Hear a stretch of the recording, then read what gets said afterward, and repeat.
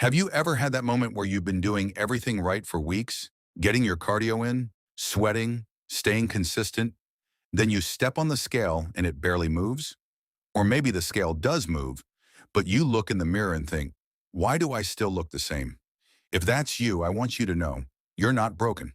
You're not bad at losing weight. You might just be using a strategy that's missing one key piece. Because a lot of people were taught that the best way to lose weight is simple.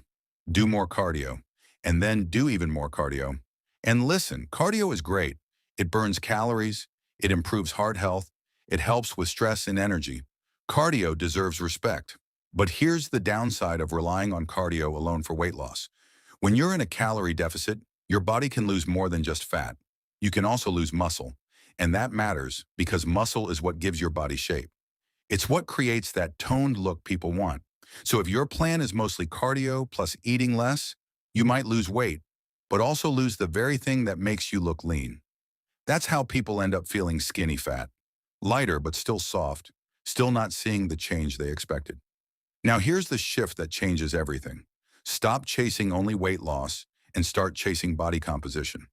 Body composition is the mix of fat and muscle on your frame. And the number one tool for improving body composition, especially while dieting, is resistance training. Lifting weights sends your body a powerful message. This muscle is useful, keep it. So while you're in a calorie deficit, resistance training helps you preserve lean mass. And depending on where you're starting from, you might even build some. And there's another bonus. Muscle is metabolically active tissue.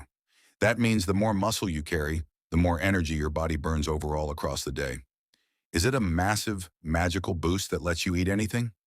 No, but over time it adds up, and it makes fat loss look better, feel better, and stick longer. Here's the part most people don't realize. You don't have to choose between cardio and weights. The best results usually come from combining both. Cardio helps you burn more calories and supports heart health. Weights protect and build the muscle that changes how you look. When you combine them, you get the best of both worlds. Faster fat loss, better shape, and less risk of losing muscle.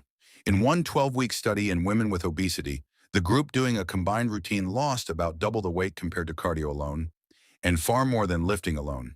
And importantly, the combined routine also produced the biggest improvements in fat loss and overall body composition.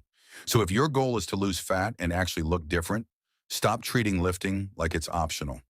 Make it the foundation and use cardio as the support. Now, quick rule for applying this in real life. If you do cardio and weights in the same workout session, lift weights first and do cardio second. Because lifting requires high-quality effort, strength, focus, power. It relies heavily on your quick fuel stores.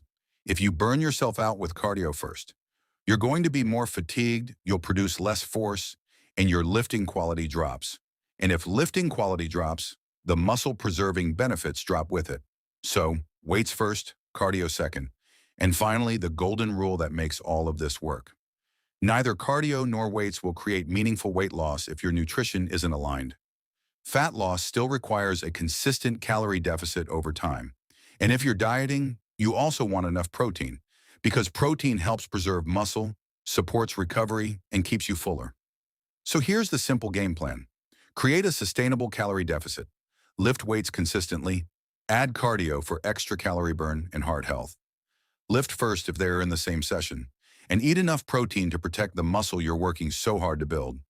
If you want, comment cardio, weights, or both, and tell me how many days a week you can realistically train, and I'll suggest a simple weekly plan that fits your schedule.